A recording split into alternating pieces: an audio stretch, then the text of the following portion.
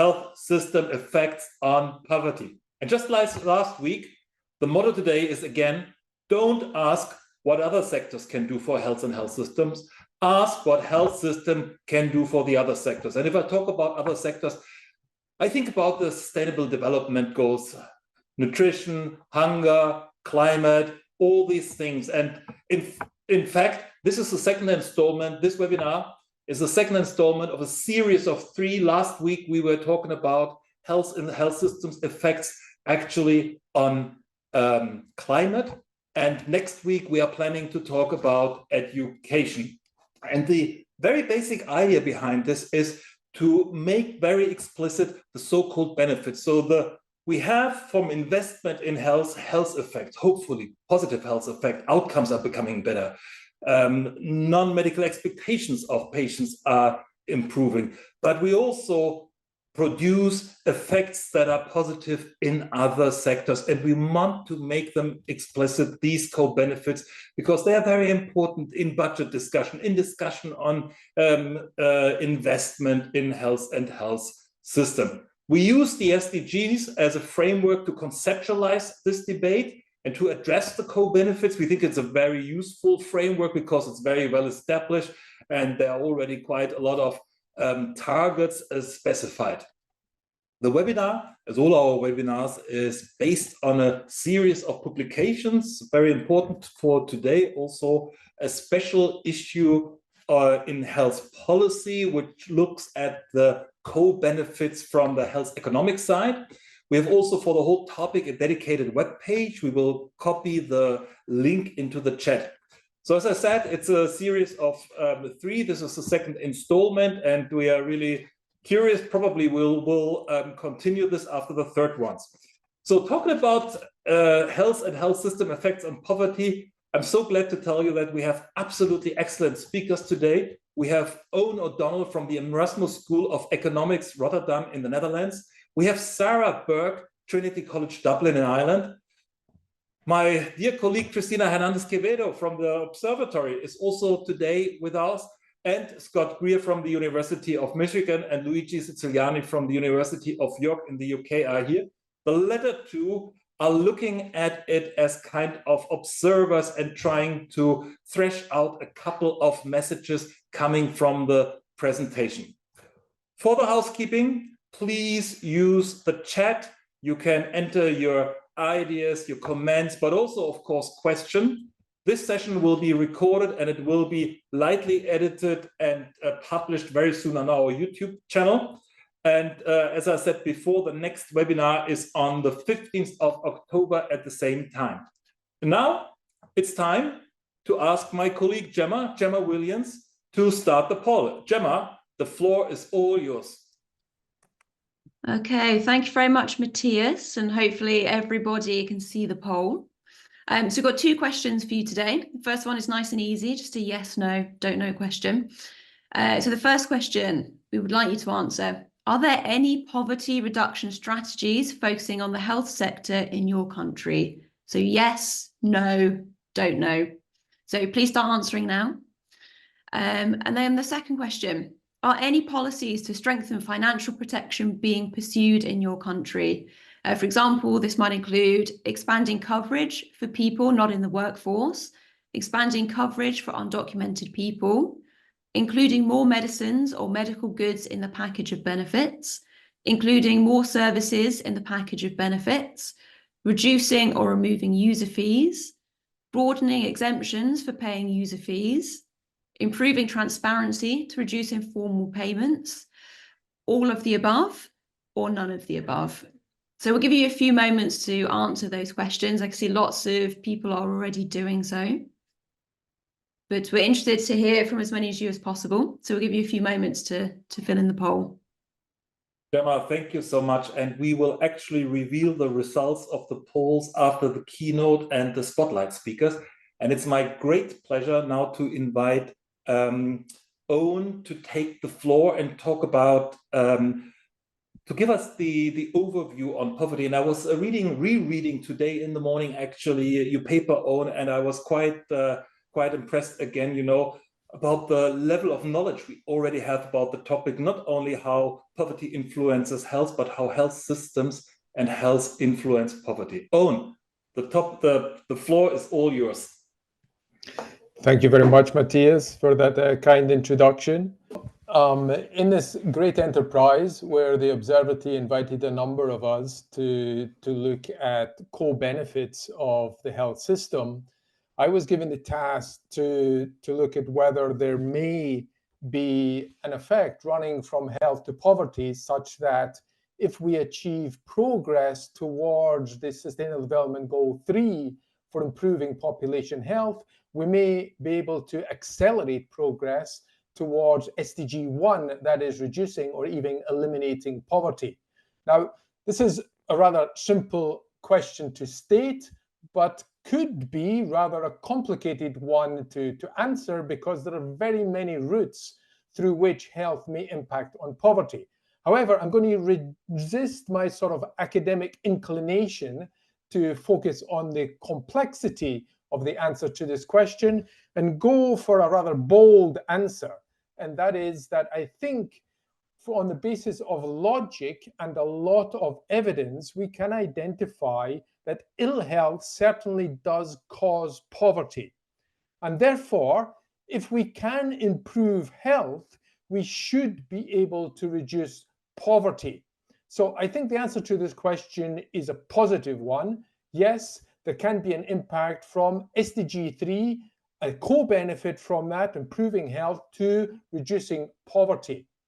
However, it is a little bit complicated because, as I said, there are many routes through which health may impact on poverty. This effect is going to run through multiple channels, and these channels are going to span complete lifetimes. So if you think about a child that perhaps unfortunately gets sick, that sickness may immediately impose an economic constraint on their household, perhaps reducing the ability of the parents to work, or perhaps causing the parents to spend out of pocket on healthcare. And so in that early phase of life may induce poverty. But there may be much longer term effects as well. The illness of the child may impair their ability to acquire education and their ability to acquire cognitive and non-cognitive skills, both of which will have later consequences when they enter the labor market in terms of how much they can expect to earn, and that may leave them in long-term poverty. That poverty in adulthood then may feed back into health or ill health and further generate even greater poverty. So this effect that links from health to poverty could span complete lifetimes, and they could go across generations from parents to children. And actually, this link between health and poverty could be one important transmission mechanism of poverty across generations. Now, I'm going to extract a little bit from all of that complexity, and for today I've only got a very short time, and so I'll try to keep it a little bit, I'll reduce some of these effects and focus on the more important ones. And I think the most important ones are that the two main mechanisms through which ill health can cause poverty are: one, by lowering earnings. If we are sick, we have less capacity to work, and we are less productive at our work, so we can expect to earn less. And secondly, ill health may impact poverty through medical expenses. If we do not have complete insurance, if we've got to pay out of pocket when we need health care, then paying for those medical expenses may reduce our ability to cover other essential items that ensure an adequate standard of living and relieve us from poverty. Poverty itself may impinge on the determinants of health. So poverty may lead to deprivation of nutrition, of hygiene, of shelter, of health care, perhaps most obviously. And if poverty is depriving us of these important determinants of health, that's going to generate further ill health, and so we can get into this health poverty trap. Now, this is a sort of negative way of looking at the problem, but we could actually think about it a bit more positively, that this trap or vicious circle can perhaps be turned into a virtuous circle, because it is indeed a circle. So if we can start going, rather than going from ill health, if we can improve health, then we can start to increase earnings, reduce medical expenses, reduce poverty, improve the determinants of health, and therefore further improve health. So we could potentially get cumulative and large returns on investments in health. So let's think about how we could escape this poverty trap through health policy.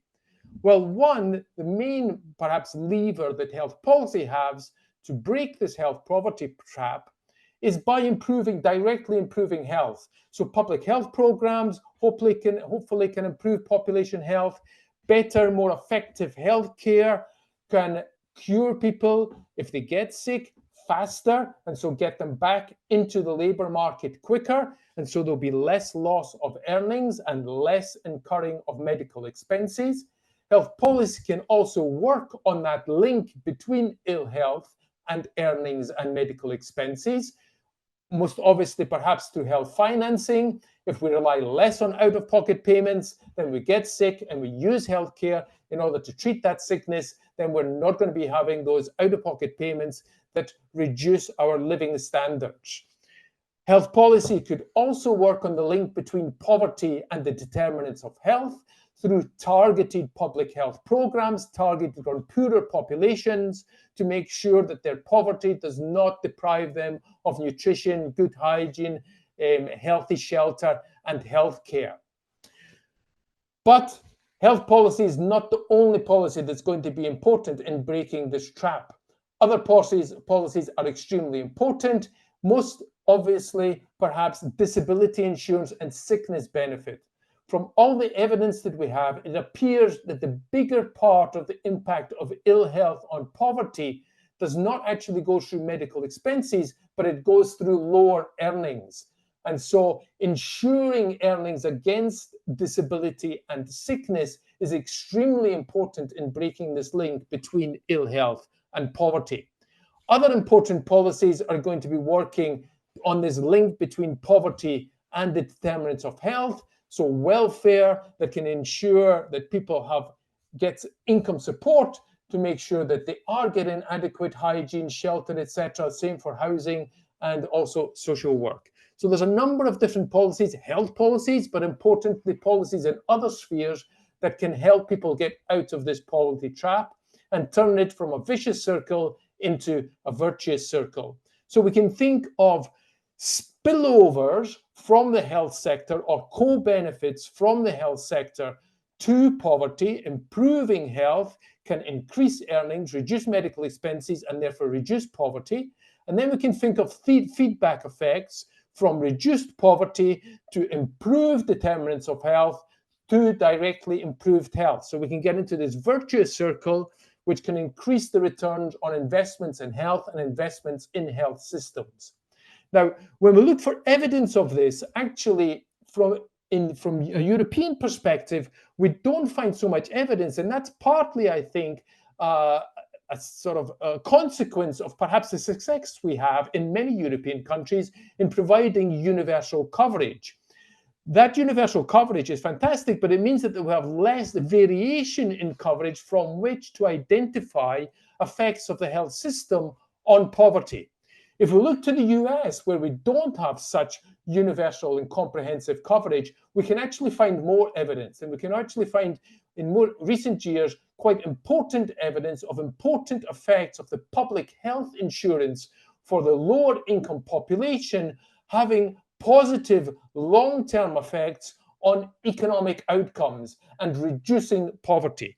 I've not got time to go into all of that evidence. You can find it in the paper which supports which I'm talking to in this presentation. So let me just go, in the interest of time, to sum up on these effects of health and the health system on poverty. Ill health causes poverty through multiple and long and winding roads across lifetimes and across generations.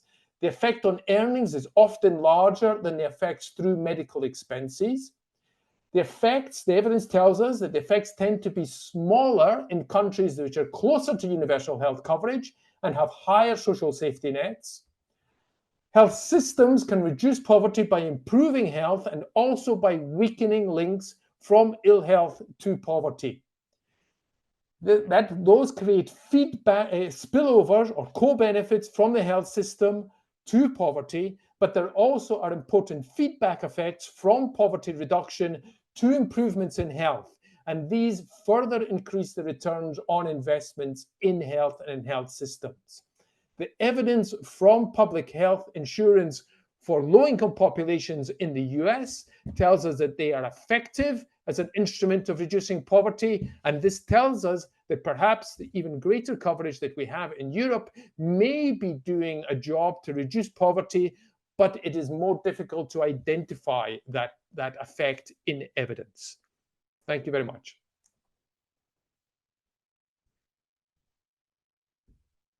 Oh, that was really awesome. Thank you so much. I mean, I was hearing your first sentences on lifelong poverty and poverty that runs through generations. You know, how unfair is this?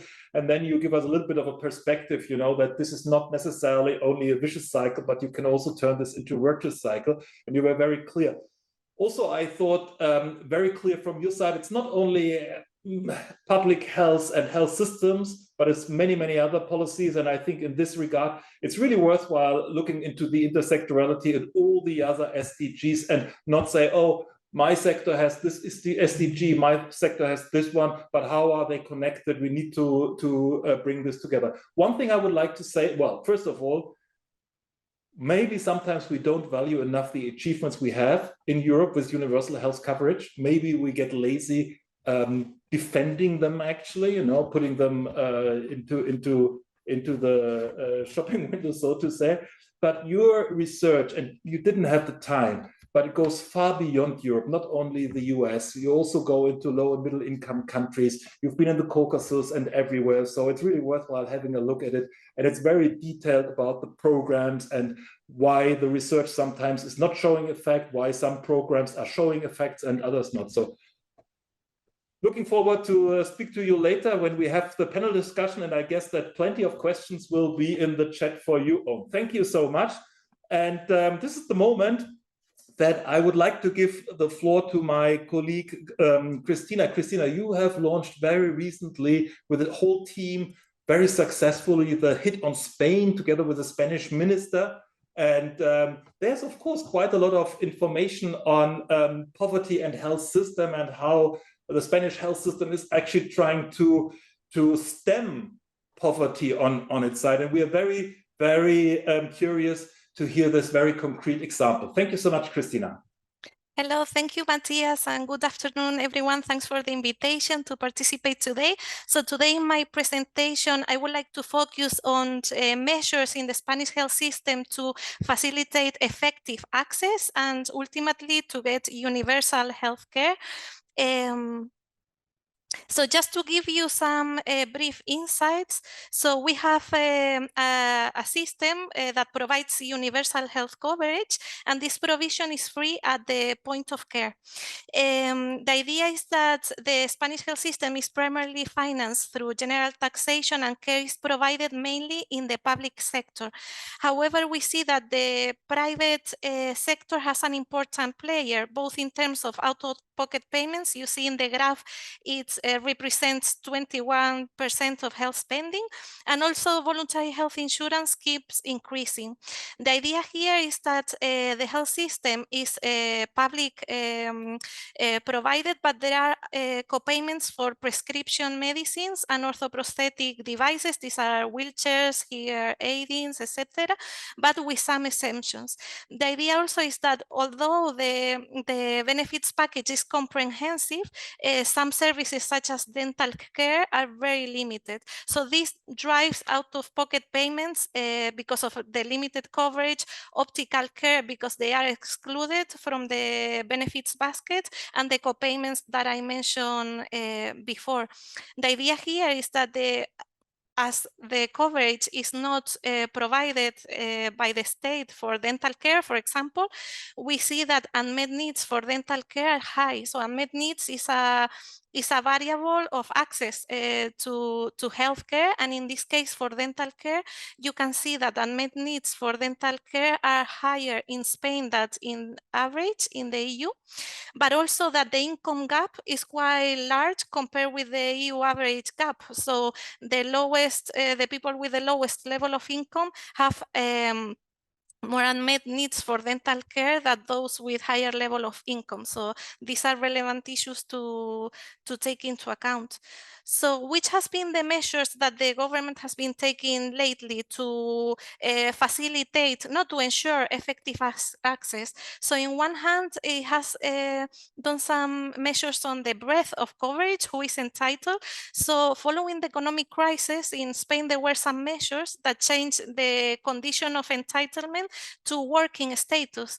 So now, since 2018, it has been reversed to the condition of resident, which has implied that the undocumented migrants now can access healthcare, which before they were exempt. When we deal about, when we speak about depth of coverage, which percentage of coverage the individuals have to pay as well for the services, there are new exemptions for co-payments since 2020. Actually, data for 2024 shows that it benefits more than 7 million people. And they have been focusing on the most vulnerable populations, so low-income pensioners, those disabled children with moderately and severely disabilities, households receiving child benefits. And then we have two, in terms of the scope of coverage, we have two main strategies. The mental health strategy that tries to improve mental health care at all levels of the health system, but also facilitating access to mental health for all the population, and also dental care following these unmet needs, a strategy on dental health to increase the eligible population and the benefits package. All this as well with a strategy on primary care in 2019 to give some impetus to primary care, which is core in the Spanish health system. We can discuss a bit later. In terms, however, despite all this coverage, there are still administrative and access barriers for the vulnerable population, some administrative barriers in the conditions to access healthcare, and also the limited coverage of some services because dental care and optical care remains undercover. And of course, the large waiting list that affects the most vulnerable. We know that the current government is working in different draft laws with the idea of shielding the universality of the health system. And I hope I can share at some point, or you can see in our HSPM network some updates on this regard. Just to finalize, in the little time I have to show you that evidence for Spain, you can find it both in the state of health in the EU and the latest health system review that is available in the OPS website. And we have many evidence gathered in these publications. Thank you so much. Thank you so much, Christina. And I have to say, I heard many echoes of Owen's presentation because overall it seems to be a quite effective and a quite equitable system, but it has issues in particular areas. And the most visible, the one you can measure best, is probably dental care. But I also see that successive governments have tried to make an effort to address some of the access issues and also even dental care. Just one question, Christina, how much has suffered the Spanish health system from the economic and financial crisis and then COVID-19?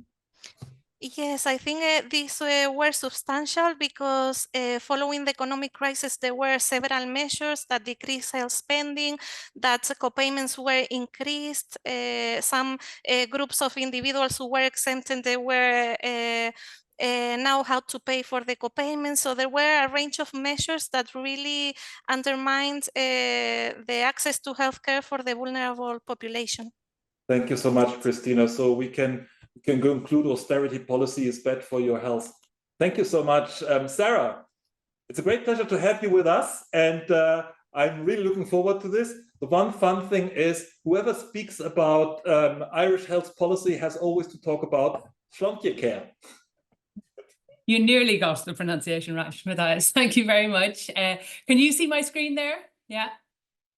Okay, I'm assuming you can. So thank you for the opportunity and the invitation from the Observatory to spotlight on Ireland, and particularly to talk about the health and the health system effects on poverty and protecting low-income households from out-of-pocket payments.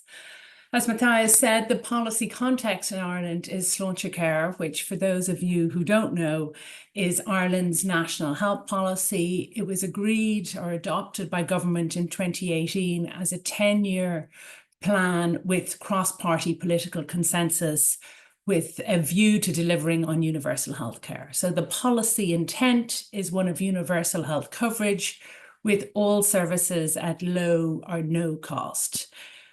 Sláinte Care's implementation was delayed in many ways by COVID-19 and the pandemic, but it was also significantly bolstered because we now have much more resources within our health system than we did in 2019.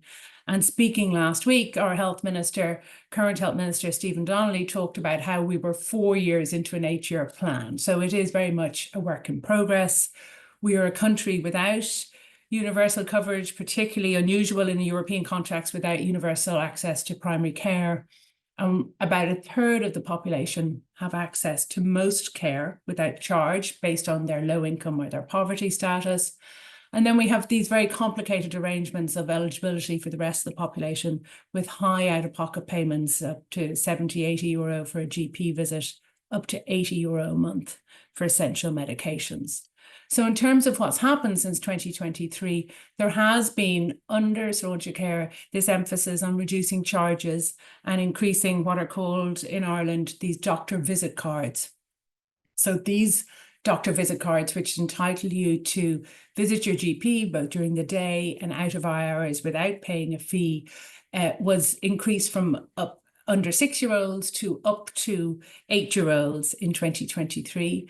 And then they have also changed the level of which people qualify on the base of low income.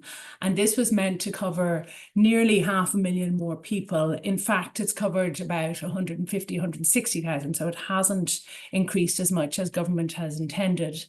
Another measure introduced has been the removal of inpatient hospital charges from April 2023, and also the drug payment scheme, which at its highest during austerity was at 144 euro a month, that families without medical cards had to pay for essential medicines, and that is now capped at 80 euro per family per month.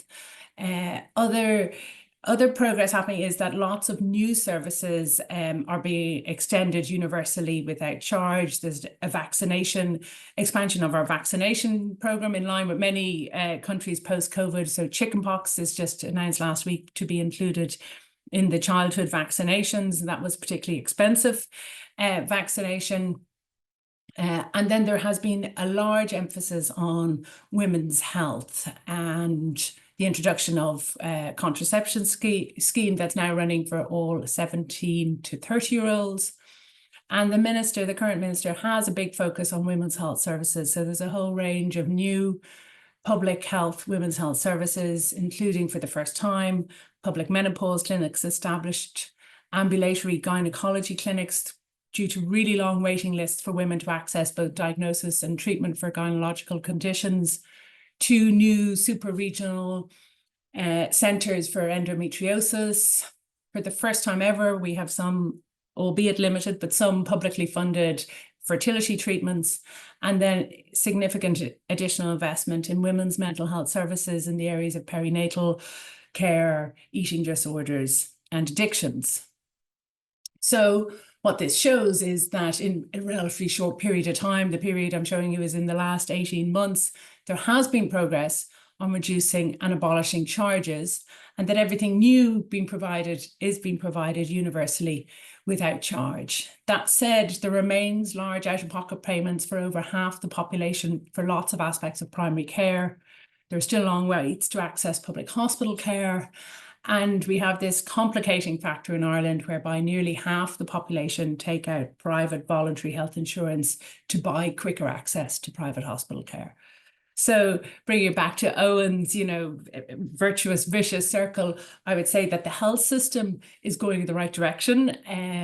It's a virtuous circle, but much more is needed, particularly for some specific groups like children with disabilities, the area of mental health, area of dental health, virtually no coverage.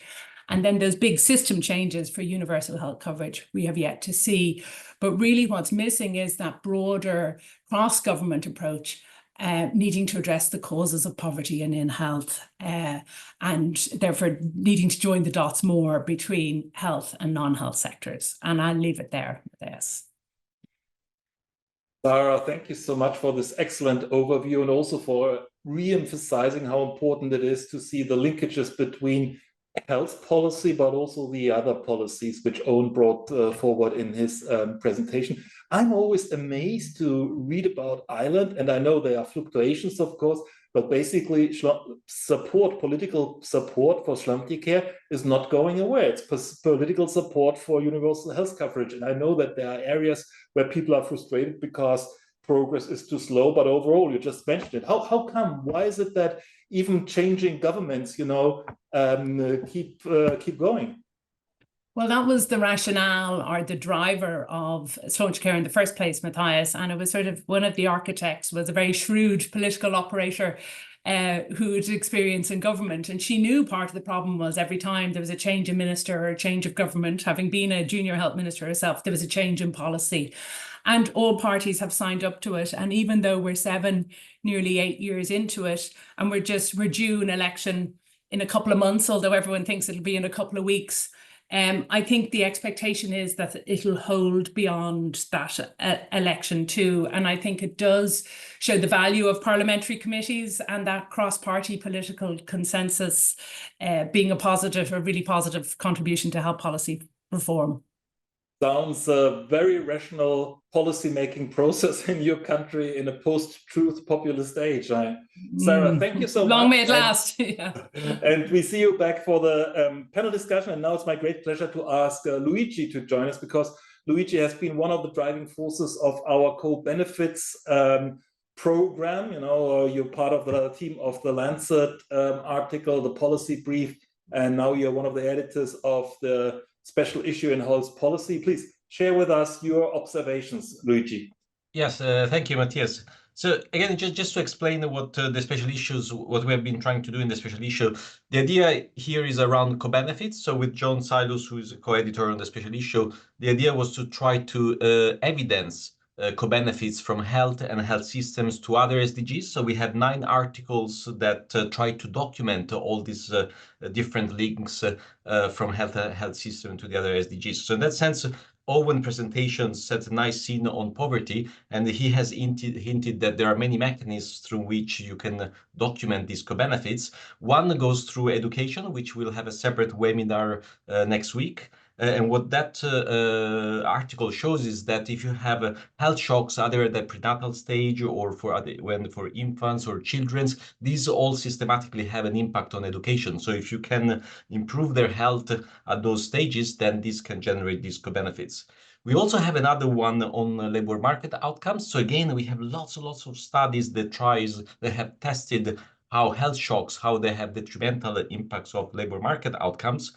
And most of these studies, they confirm that if you can prevent some of these health shocks, you will get these positive returns.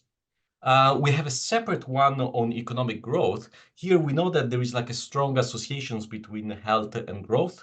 But which direction the causality goes is a little bit more difficult to establish. Some early studies actually found that health was bad for growth, but some recent studies now say that actually health is good for growth. So there, because of data and methodological issues, the picture is less neat as some of the other outcomes. And then we have another one on peace and institutions. So we have actually managed to document again some positive spillover effects. So if you're in better health, you're more likely to have a higher social capital. This is good for social capital. It also improves political participations. More health spendings or government spendings also reduces probability of conflict in some countries, and so on. Last, we have also documented some environmental co-benefits or potential for environmental co-benefits. So we had another webinar the other week trying to document the effect of green interventions or the positive co-benefits that you can have by reducing meat consumption, for example, that meat production is quite polluting. So if health policies can reduce meat consumption, this could generate these positive spillover effects. So as a whole, I think in these special issues, we have been able to document quite a few of these co-benefits. It's not that the evidence is perfect, but I think there is a body of evidence that seems to confirm these co-benefits. And so our broader aim is that we hope that this evidence can strengthen the case for investing in health. Thank you. Fascinating, Luigi. Thank you so much for this. And I have to admit, I was just deviating from the run script, which I usually follow meticulously. Scott, if you mind, just a second, and I would ask Gemma to come on board and to fill us in on the results of the poll. Yes, thank you, Matthias. So just before I dive into the poll results, just a reminder, if you've got any questions for any of the panelists, please put them in the chat. You can send the question to everybody or just to the hosts of the session if you're a bit shy. But please do send in your questions. So the poll results. So we had 96 people responding to the poll, so quite a high number. And for the first question, are there any poverty reduction strategies focusing on the health sector in your country? So we actually had 41% of respondents said yes. So I think that sort of shows, the fact that health policy can have a contribution to poverty reduction it's known, and countries are trying to do something about it. So 28% of countries said no, and 31% of people said they didn't know, which of course doesn't mean it's not happening. In terms of the second question, so are any policies to strengthen financial protection being pursued? So there's actually quite a good mix, actually a good spread of answers here. So we had a tie for the top answer.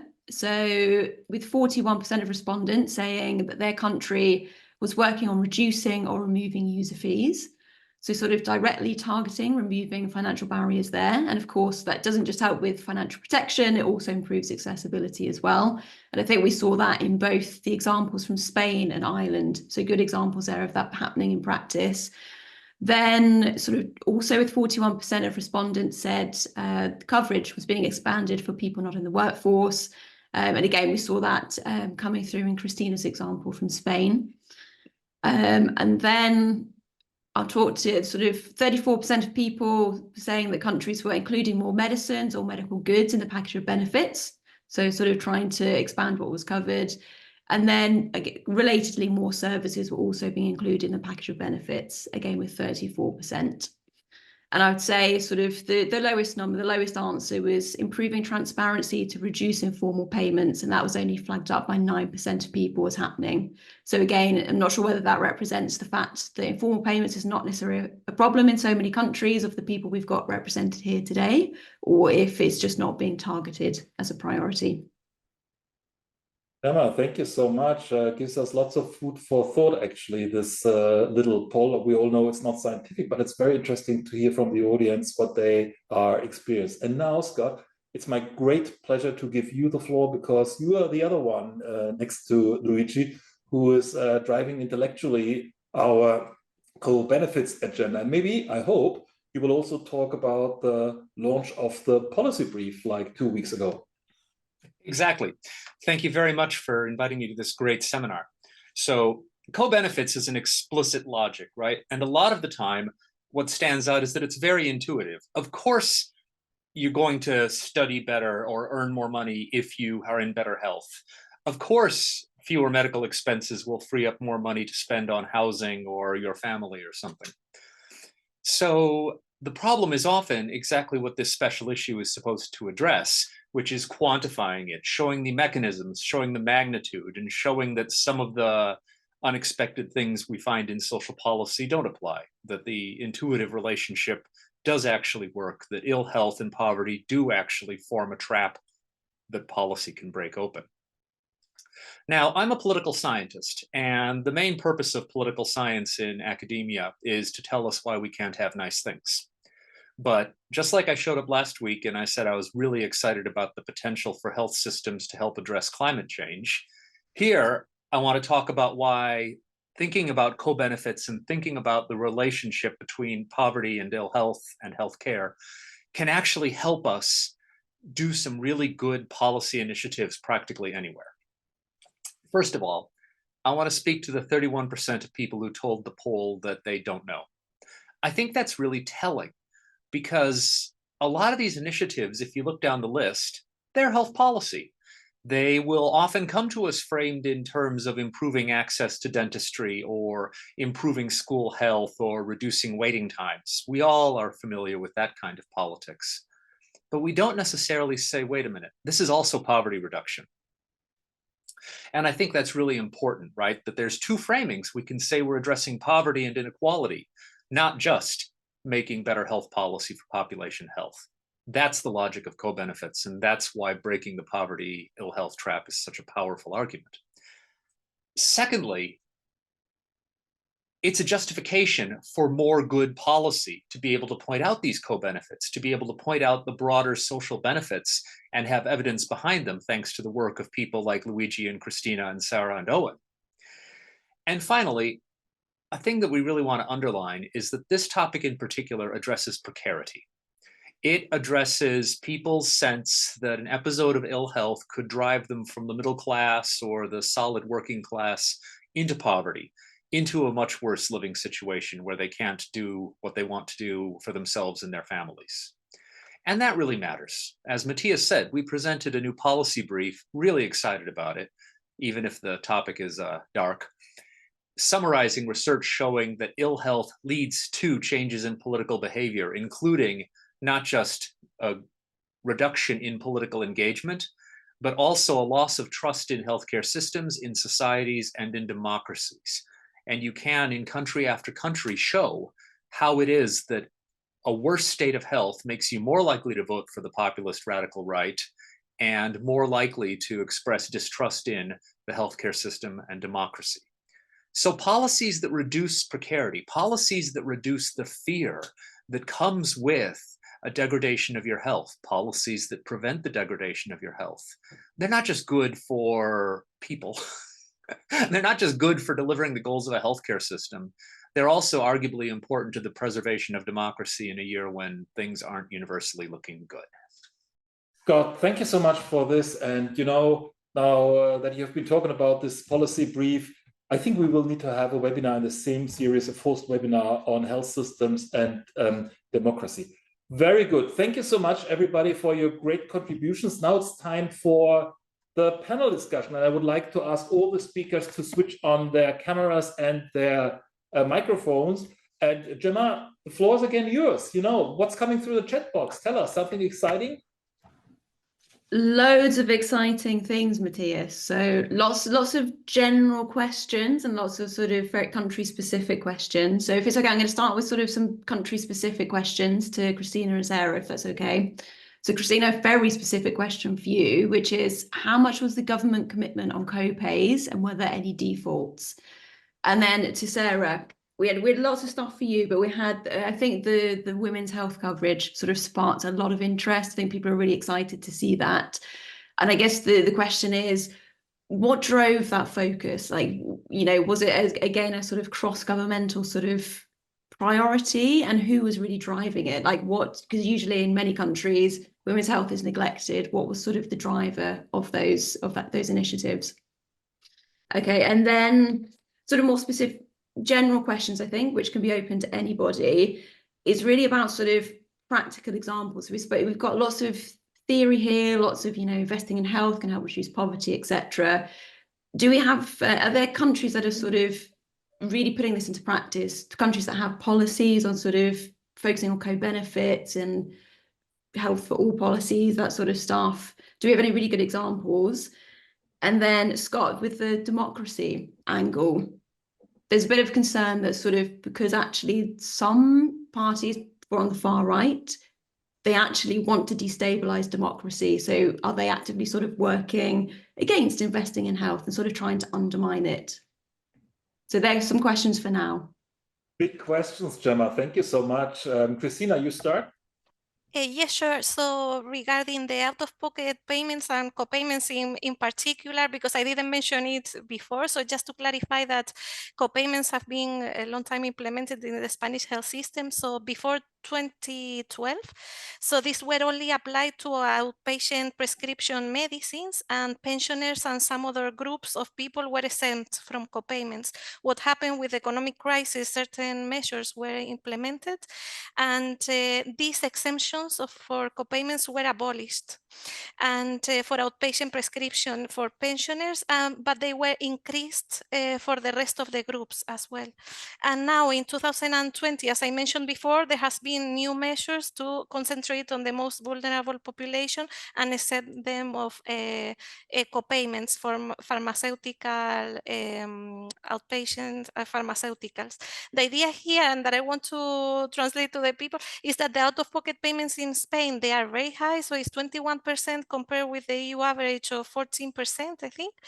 But the idea here is that there is no, they don't translate into substantial burden for poorer households. And you can see in the Health in Transition report the evidence on catastrophic spending, for example, and the fact that the design of the Spanish health system doesn't allow for catastrophic spending due to out-of-pocket payments. So that's an important result. There are lots of exemptions and ceilings for co-payments and things like this. Exactly. All details on co-payments, because here I won't be finishing then. They are all included in the HIT, all the detail, the granularity on this, how they are designed. Very good. Gemma, who should go next? Should we go to Sara? Is that okay? Absolutely. Sure, I can come in on the women's health initiatives. A few key points to make. I think, firstly, just to flag, we're coming from an incredibly low base on women's health, and we have a pretty awful history up to very recently of absolute neglect and abuse of many women's health matters. So just to put it in that context, and for people who aren't aware, as a good example of that, like up to 2019, abortion was illegal in Ireland. So we have thousands of women who travelled abroad for abortions rather than could access care here. So it's a recent phenomenon. I think there is what drove it. I don't know. It's a great question, Gemma. I don't know the particular answer. I guess we'd need to do some research to find it out. I think there has been a lot of public support in Ireland for progressive changes, like we were the first country to have a referendum around marriage equality, and after that we had a referendum around legislating for or decriminalising abortion. So I think there is a popular support for that, which the politicians are aware of. I think I'm probably going to give credit to the minister, which I don't often do, in that, from my understanding, the Women's Health Initiatives is very much being driven by our current health minister. I suspect there's this very good, strong feminist partner there, but that's just speculation on my behalf rather than firm, hard evidence. But I think we've had decades of women's health committees, and we've never seen the investment or the shift of focus than we have in the last couple of years. And I think credit should go to the minister for that. The way you frame it, Sara, means it's part of a very substantive and sustained cultural change, isn't it? Yeah, well, let's hope, Matthias, because obviously we're in, what Scott was talking about, we're all in a very quickly changing world so I wouldn't be sure of that, or I wouldn't say that will continue either. I think we've got to be ever vigilant on any progress made. Very good, thanks a lot. Gemma, who's next? Yeah, no, thank you for that answer. And I think it's definitely not just Ireland that is very far behind in women's health. So I think, should we go to either Owen or Luigi or both of you, if you want to sort of talk about to what extent any country is sort of putting this discourse into practice? Yeah, maybe I can start. So I think there is more interest in trying to figure out the consequences of, for example, restricted access to healthcare. I mean, in England, we have this waiting list of 6-7 millions, and people are discussing, like, while people are waiting, well, they are off sick, and this is creating a big cost to the economy. So I think there is more awareness. Then to put that into practice, I don't think we are there. So maybe we are missing some example. But I think this is an opportunity to maybe make things happen. Maybe over to Owen. Yeah, I think well, I would also perhaps choose the United Kingdom example. And nowadays, perhaps it's less easy to identify poverty reduction being a motivation in health policy. And I think that's also partly because of sort of the history and the success in the past. If you go back to the foundation of the National Health Service in the United Kingdom, the strongest motivation for that actually was to provide financial protection and to prevent people being impoverished by payments for healthcare, as opposed to increasing access to healthcare. So I think, this motivation has been around for a very long time in Europe, and perhaps it's less easy to identify it today because we have this universalism. So we don't tend to have policies which are particularly targeted at lower income groups, because everyone has universal coverage. If you look in low and middle income countries today, and you look particularly, say, what the World Bank does, the World Bank does a lot of work in the health sector, and the main motivation for that is seen as that investment in health is an instrument of poverty reduction. So I think it can be identified in various settings. So, and last but not least, Scott. Yeah, it stands to reason that this is a business model. You make bad public policies, people are in worse health, they become less trusting, they vote for the populist radical right, it makes bad public policies. You can see a virtuous cycle there. I don't think they're intentionally doing this. I think a lot of the time it's exploiting cultural affinities. So, for example, Nigel Farage classically in the United Kingdom seems to have a pint surgically attached to his hand. And the main reason is that poor health doesn't just make you more likely to vote for the populist radical right, it also makes you less likely to vote at all. And in the few places where we can link voting data with health data, it's more likely to kill you in the COVID-19 context.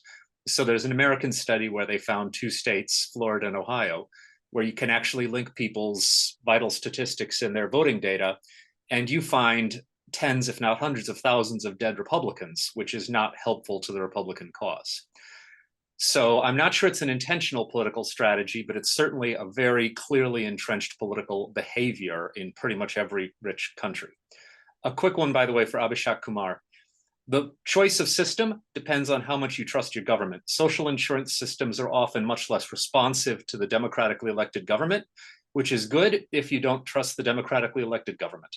NHS systems are very responsive to the government, and that can be bad if you think the government might end up in the hands of someone you don't trust. Gemma, do we have one more question, 1 or 2 more questions before Owen? Maybe you want to wrap up with us with a message you would take from today's discussion. But maybe first a question, Gemma. Yeah, I mean, so we have a couple of questions actually, which are sort of taking us global and sort of, in the European context, sort of reducing the user fees, trying to reduce out of pocket, etc., is perhaps more manageable than in the global south. So do you have sort of anything that you want to sort of reflect on in that context of sort of how a country how can they achieve these sort of aims with really tight financial budgets and perhaps limited money? Sort of how can more money be sort of focused on those areas, for example? Then there was a big ideological question, which perhaps I won't go into. I think it would take too long to answer. But if Scott, would you like to come in? 2 quick points. One is we're coming off 20 years of really exciting middle-income country social policy. Brazil is kind of a classic go-to, but we've learned a lot about ways that in particular middle-income countries can extend healthcare access and remove financial barriers. So it's not all bad news. And the other piece of advice is, even if you haven't got a universal system, think hard about how to avoid the American model, in which you end up providing healthcare precisely to the segments of the population that won't make money for private actors. Think about ways to get the middle class into the system before you start to allow them to comprehensively opt out. Well, reading Owen's article, on the US, the parts on the US with the chip for the children and the Medicaid, I mean, there are also some positive examples, even in the US. Owen, maybe you are best suited to give us some insights. Yeah, so extremely interesting discussion. I very well take Scott's point on the sort of this potential vicious circle from ill health to sort of populist ideas, but perhaps I could put a more positive slant on that, because I think actually some populism has been good for health systems, I would suggest. If you look outside Europe, well, perhaps, on the fringes of Europe and outside Europe, in the big health reforms in the last 20 years or so, in terms of extending coverage, a lot of them have been put in place by what we might describe as more populist governments. So if we look in Thailand, if we look in Turkey, if we look in India more recently, these have been huge expansions of coverage by what we'd probably class as populist political leaders. And sort of going back to this, the question that Matthias put to Sara about why is it that, this, irrespective of which political party is in power in Ireland, they seem to stick with the universal coverage. I think it is a very popular idea. So I think, if it's once it's put in place, it's very, very difficult to take that away because people like it. So perhaps, it's not all bad. And Matthias, can I come in there? Sure, please, Sara.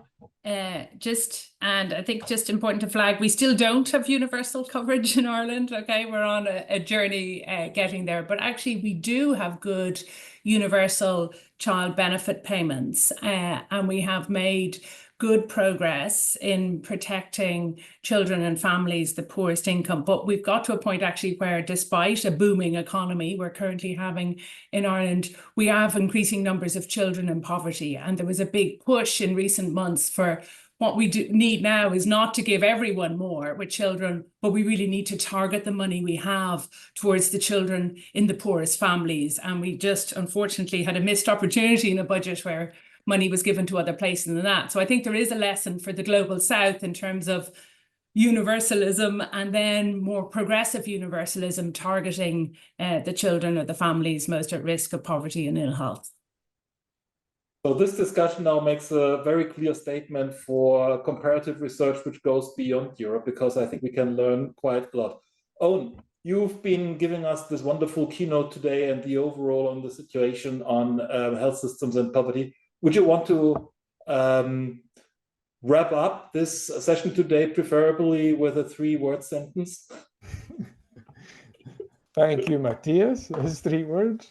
No, thank you. I've enjoyed it a great deal. I think I can be very confident that, yes, there are co-benefits from improved health to reduction in poverty.